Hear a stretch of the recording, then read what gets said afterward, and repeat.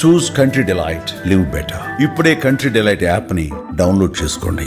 నమస్తే, welcome to Suman TV. BRS MLC Kalvakuntla Kavitha తన తండ్రి మాజీ ముఖ్యమంత్రి బీఆర్ఎస్ అధినేత కేసీఆర్కు ఒక లేఖ రాశారు. ఆ లేఖ ప్రస్తుతం వైరల్ అవుతోంది. ఆ లేఖకు సంబంధించినటువంటి సారాంశం ఏంటనేది ఒక నిమిషం మీకు ఎక్స్ప్లెయిన్ చేసే ప్రయత్నం చేస్తా. ఎందుకంటే ఆ లేఖలో తన తండ్రి కేసీఆర్కు సంబంధించి ఈ మధ్యకాలంలో ఉన్నటువంటి పరిణామాల్ని పూర్తిగా లేఖలో ప్రస్తావించారు. పాజిటివ్ విషయాలున్నాయి, అలాగే నెగిటివ్కి సంబంధించిన విషయాలున్నాయి.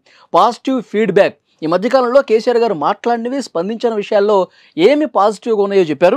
తర్వాత నెగిటివ్ ఫీడ్బ్యాక్ కూడా ఇచ్చారు కవిత గారు. ఆ నెగిటివ్ ఫీడ్బ్యాక్ గురించి ప్రస్తుతం చర్చనీయాంశమైంది.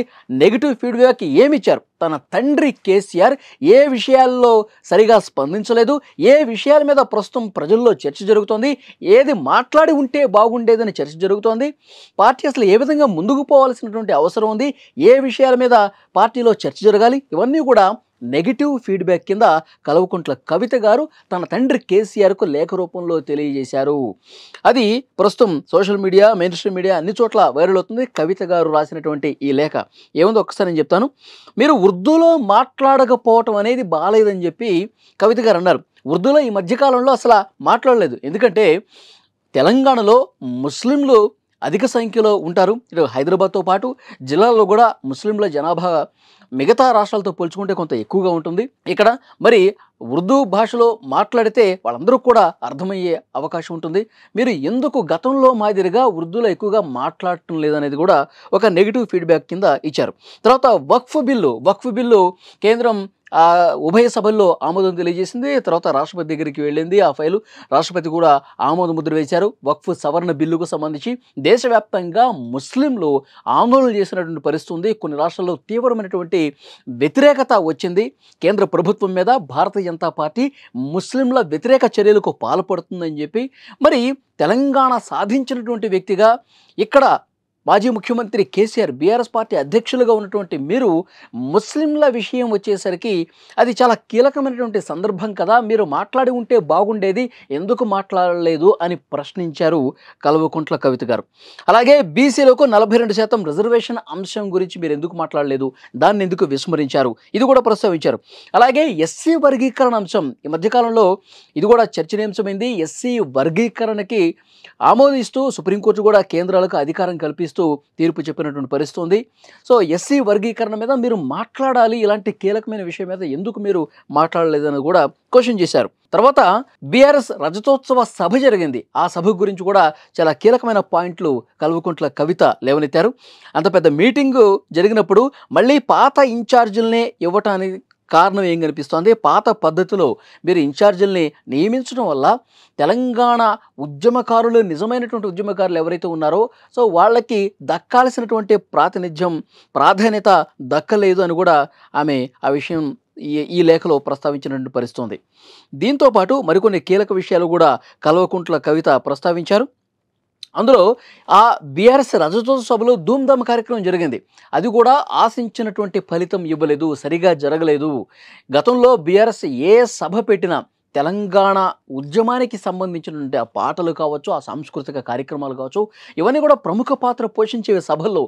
అలాంటి తెలంగాణ ధనం అనేది ఇక్కడ కనిపించలేదు. ఈ సభలో చాలా నిస్తేజంగా ఉందని కూడా ఆమె మాట్లాడినటువంటి పరిస్థితి ఉంది. తర్వాత బీజేపీ మీద మీరు కేవలం 2 నిమిషాలు మాత్రమే మాట్లాడటంతో చాలామంది ఫ్యూచర్లో పొత్తు పెట్టుకుంటారు అనేటువంటి అవకాశం ఉంది అని చెప్పి ఇది ప్రజల్లో చర్చ జరుగుతుందని కూడా మాట్లాడారు. అంటే బీఆర్ఎస్ బీజేపీ మీద చాలా మెతక వైఖరి అవలంబిస్తోంది.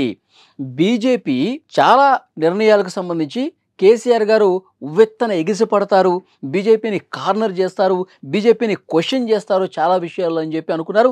మన బీఆర్ఎస్ రజతోత్సవ సభ జరిగినప్పుడు కూడా కేవలం 2 నిమిషాల్లో బీజేపీ గురించి మాట్లాడి ముగించేశారు. కానీ ఇది సరైనటువంటి పద్ధతి కాదు అన్నట్లుగా అది కవిత గారి అభిప్రాయం ఉన్నట్టుగా కనిపిస్తోంది. ఎందుకంటే బీజేపీ మీద కవిత గారికి పీకల్లోతు కోపం ఉంది. ఎందుకంటే లిక్కర్ స్కామ్లో కవిత గారి పేరు రావటం, ఈడీ అరెస్ట్ చేయటం, తర్వాత సిబిఐ కూడా అరెస్ట్ చేయటం, కొన్ని నెలల పాటు ఆమె జైలు జీవితం గడిపారు తీహార్ జైల్లో. మరి అలాంటి బీజేపీ ఇక్కడ నన్ను ఇంత ఆవేదనకు గురి చేస్తే, బాధ పెడితే, ఇక్కడ తెలంగాణలో కూడా బీజేపీ ఎలా ఎదిగే ప్రయత్నం చేస్తుంది. మన పార్లమెంట్ స్థానాల్లో కూడా బీఆర్ఎస్కి 0 వచ్చింది, బీజేపీకి 8 స్థానాలు వచ్చాయి. మరి అలాంటి బీజేపీతో టగ్ ఆఫ్ వార్ ఉండాలి.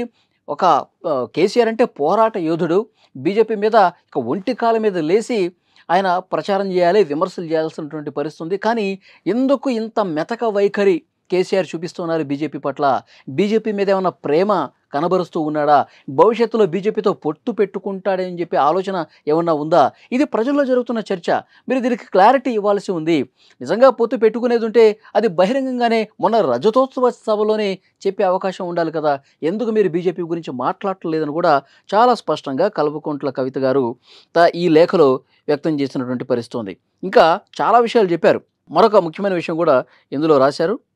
ఇంకొక విషయం, ఎమ్మెల్సీ ఎలక్షన్స్లో మనం పోటీ చేయలేదంటే బీజేపీకి హెల్ప్ చేశామనే అర్థం వస్తోంది. బీజేపీకి హెల్ప్ చేశామన్న మెసేజ్ కాంగ్రెస్ కూడా బలంగా తీసుకెళ్ళింది. ఎమ్మెల్సీ ఎలక్షన్స్లో పోటీ చేయలేదంటే బీజేపీకి సపోర్ట్ చేయటం కోసమే కేసీఆర్ ఈ నిర్ణయం తీసుకున్నాడని చెప్పి కాంగ్రెస్ ఆల్రెడీ ప్రజలకు గెలిపోయింది. ఇప్పుడు ప్రజలు ఏమనుకుంటున్నారు? బీజేపీ బీఆర్ఎస్ కలిసిపోతున్నాయి కాబట్టి కాంగ్రెస్ వర్సెస్ బీజేపీయే, ఇక బీఆర్ఎస్ మనం లైట్ తీసుకోవాలి, ఈ భావన ఉంటుంది కదా ప్రజల్లో. మరి అది మీరే ఎందుకు కల్పిస్తున్నారు? ఇలాంటి చర్చకు మీరే అవకాశం ఎందుకు కల్పిస్తున్నారు అన్నది కూడా చాలా స్పష్టంగా కల్వకుంట్ల కవిత గారు ఈ లేఖలో ప్రస్తావించారు. ఈ పొలిటికల్ సినారియోను అడ్రస్ చేయడానికి మీరు స్పెసిఫిక్ ప్రోగ్రామ్స్ ఆర్ గైడ్లైన్స్ ఇస్తారని అందరూ ఎక్స్పెక్ట్ చేశారు, కానీ ఇది జరగట్లేదు. చాలా అసంతృప్తిగా ఉన్నారు క్యాడర్ కూడా. కేసీఆర్ గారు స్పందించాల్సినటువంటి రీతిలో స్పందించట్లేదు. వీటన్నిటికీ సమాధానం చెప్పాల్సిన అవసరం ఉంది. మీరు ఒకరోజు ఏదైనా ఒక మంచి మీటింగ్ కండక్ట్ చేయండి, వీటన్నిటికి సంబంధించి ఈ సందేహాలన్నింటినీ పటాపంచలు చేయండి. బీజేపీతో ఎలాంటి సంబంధం లేని చెప్తారా? చెప్పండి. లేదు బీజేపీతో మనం పొత్తు పెట్టుకోవాల్సిన అవసరం ఉందని చెప్తారా? చెప్పండి. సో క్లారిటీ ఇవ్వాల్సినటువంటి విషయాల్లో ఈ మధ్యకాలంలో పొలిటికల్గా జరిగినటువంటి ఈ డెవలప్మెంట్స్ మీద, జరిగినటువంటి ముఖ్యమైనటువంటి విషయాల మీద, స్పందించాల్సినటువంటి విషయాల మీద నేరుగా స్పందించండి. తెలంగాణ ప్రజలకు ఒక క్లారిటీ ఇవ్వండి. కేసీఆర్ మునుపటి కేసీఆర్ని మళ్ళీ చూపించాలన్నట్టుగా కవిత గారు తన అభిప్రాయాన్ని ఈ లేఖ రూపంలో వ్యక్తపరిచారు. మరి సోషల్ మీడియాలో అయితే తెగ చక్కర్లు కొడుతోంది. కల్వకుంట్ల కవిత గారి గురించి గతంలో కూడా చాలా రోజులుగా ఒక చర్చ అయితే జరుగుతుంది. తండ్రితో విభేదిస్తున్నారు, అన్నతో విభేదిస్తున్నారు, అసలు పూర్తిగా ఈ ఫ్యామిలీ, ఈ పార్టీ నుంచి ఆమె బయటకు రాబోతున్నారు అని చెప్పి చర్చ జరుగుతుంది. ఒక పొలిటికల్ పార్టీ పెట్టే ఆలోచనలో కూడా కవిత గారు ఉన్నారని చెప్పి ఇలాంటి చర్చ ఉంది. సో ఇప్పుడు లేఖ రూపంలో ఇన్ని ప్రశ్నలు సంధించినటువంటి నేపథ్యంలో కేసీఆర్ గారిని ఇన్ని ప్రశ్నలతో పూర్తిగా ఒక పోరాట యోధుడిగా అద్భుతంగా తెలంగాణ సిద్ధించిన తర్వాత ముఖ్యమంత్రిగా పనిచేసినటువంటి కేసీఆర్ని కూతురు నేరుగా ఈ విధంగా ప్రశ్నించడాన్ని తెలంగాణ సమాజం కూడా పూర్తిగా చర్చిస్తోంది. దీని మీద మరి కేసీఆర్ ఏ విధంగా కౌంటర్ ఇస్తారు, లేకపోతే ఇది ఉత్తిత్తి లెటరా? దీని మీద కవిత గారు ఇంతవరకు స్పందించలేదు. ఇప్పటివరకు నేను వీడియో చేసే సమయానికి ఇంకా ఖండించలేదు.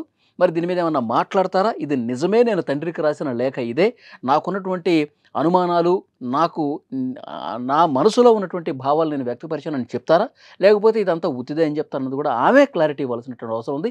ఇప్పటివరకు అయితే బీఆర్ఎస్ పార్టీ నుంచి కూడా ఎలాంటి స్పందన రాలేదు. ఇక భవిష్యత్తులో ఏమైనా వస్తుందేమో చూడాలి.